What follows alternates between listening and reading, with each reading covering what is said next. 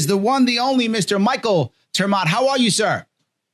I'm good. It's a joy to be with you, Larry. You are looking sharp. I love that jacket. If we could get that jacket together with my tie, I think we'd really have something. Now, some people don't know this. I haven't worn a tie in over 10 years, so probably not going to happen with a tie piece, but I appreciate it, though. Thank you so much. I do appreciate it. Absolutely. Well, I haven't worn a yellow jacket since 1976 either, but, we can change. We could swap. I like that idea. I do love it very much.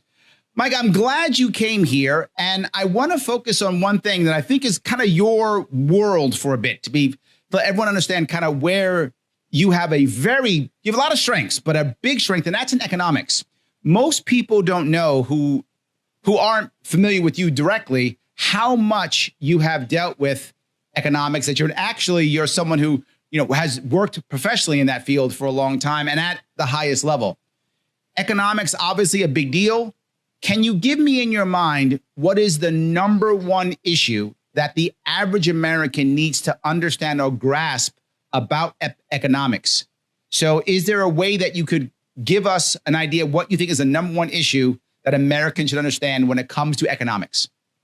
Sure. If you boil it all down, Larry, the number one issue is our government takes too much of your money and spends it. There we go. So, and we should probably stop right there, right?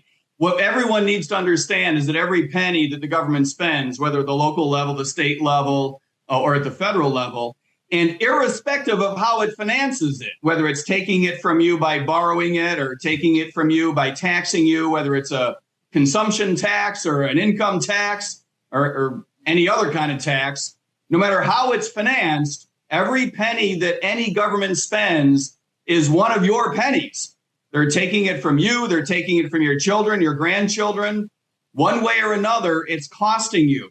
The true cost of government is not how much does it tax you, but it is how much it spends, because it spends of your money.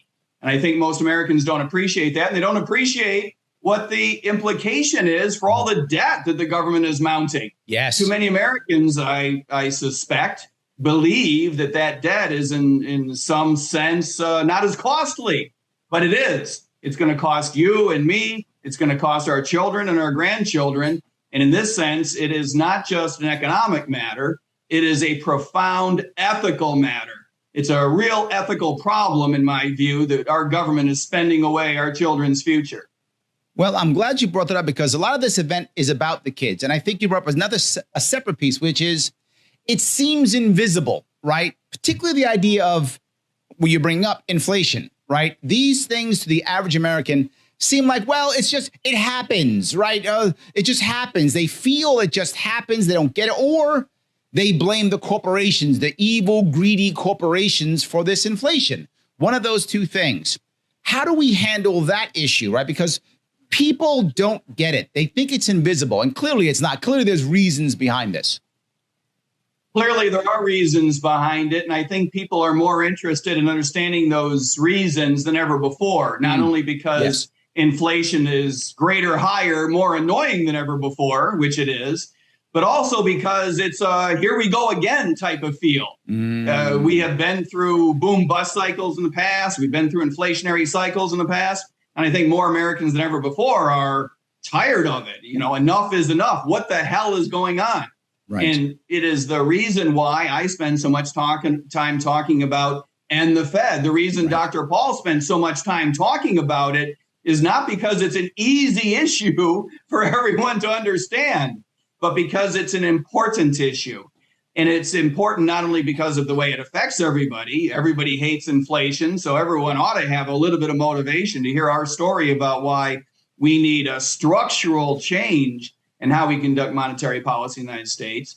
But I believe that ending the Fed is an important issue for us as libertarians because it is so emblematic of what is wrong with the rest of the government. We see presidents come and go, parties come and go, blue and red change all the time. Yep. And yet our monetary policy, the Federal Reserve, continues. It lets us down. It fails us. We need structural change, not just changing the names at the top. But you have a deal that you've been speaking about for a while here. I believe that's what you mean. Is it the Gold New Deal? Did I get that right? You got it right. We talk about the Gold New Deal in a sense of sunsetting FDR's New Deal. We named the Gold New Deal after your jacket and my tie, and I think that that's the right way to go about it. It's right also answer. named after those single districts that Lars says, we ought to be going after in Nebraska and Maine, right? The Gold New Deal is all about imposing America's values, not our masters in the government, not their values, right? America's values in determining a new relationship between us and our government. Right now, that relationship is defined by politicians, Republicans and Democrats, and the bureaucracy. They don't care about you. They don't care about me. All they care about is command and control. And that's why we have a relationship that stinks. It started with the New Deal, one might argue. Others might argue that it started right out of the box with the Constitution's inability to stand up for itself.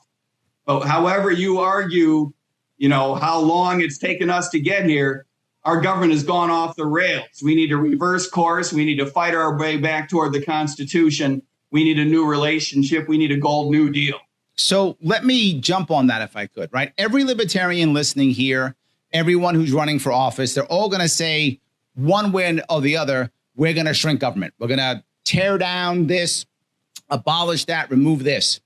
In your world, as we move towards a more constitutional government, what are the first steps when it comes to government, federal government agencies? Is it the IRS? Is it the ATF? Well, what's the first steps?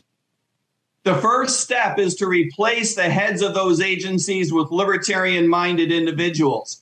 It is theoretically possible. It could be a libertarian-minded Democrat or Republican. If you can help me find one, it's more likely libertarians that are in the room presently, right? It takes replacing the leadership in order to winnow down these agencies, because as anyone knows who spent as much time in Washington as I have, the first step in getting rid of functions of government and agencies of the government is to winnow down their footprint, their control, because that's where they get their political power. That's where they get their political influence. So you got to shrink that down, and then you can move legislation against them.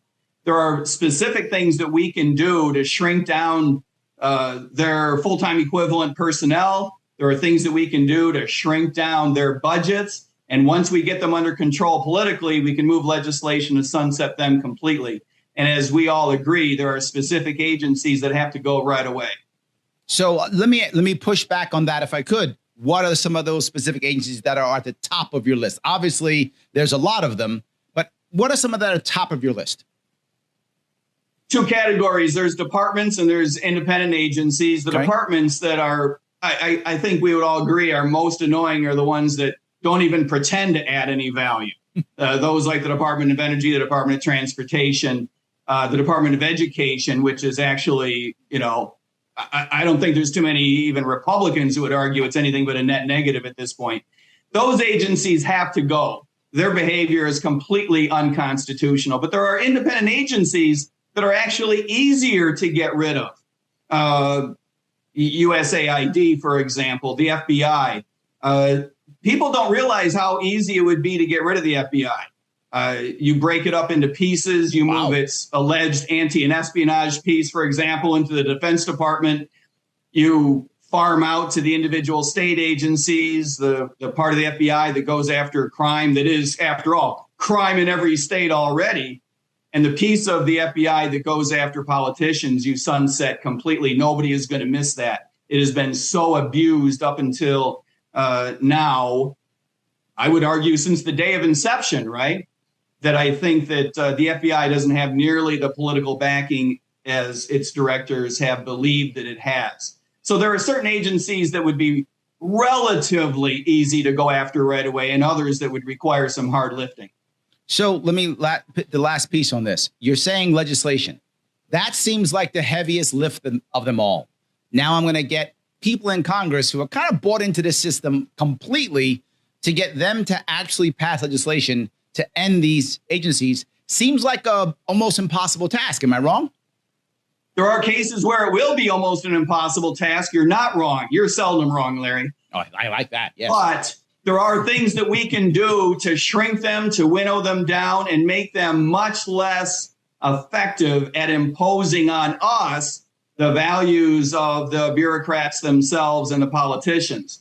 And once that takes place, once its political power is debilitated, then you can go after them with legislation. But you're right. In the environment that exists today, very, very difficult to move legislation against them, but not impossible over the course of a 4-year libertarian-minded administration.